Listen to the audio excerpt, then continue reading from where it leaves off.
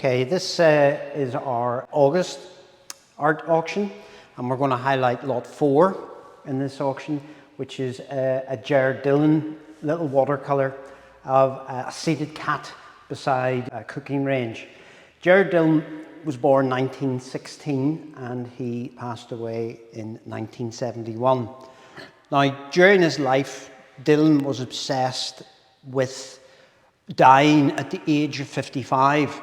Why he was obsessed, I don't really know. I don't think it's documented why he was obsessed with that. But of course, he did die, and he died at 55.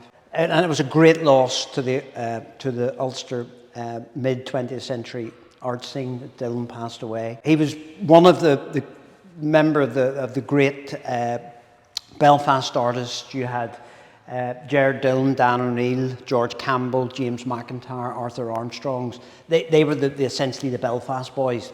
What is interesting about this little watercolour, which I think is just a lovely wee example of a seated cat, is that on the back of the paper we have a self-portrait of Jared Dillon on the back. Now, this little picture, there should be a bit of demand for it because it is just nice and original work by the hand of Dillon. I would estimate it probably in around £1,500 to £2,000. So this is lot 39 in our current art auction. It is a silkscreen print on a china plate with the image by Tracy Emin. So she created initially a series of sketches with the originals being acrylic on paper for a commission at the National Portrait Gallery. So these female portraits were then turned into a series of 45 bronze plaques that were placed on the door of the National Portrait Gallery.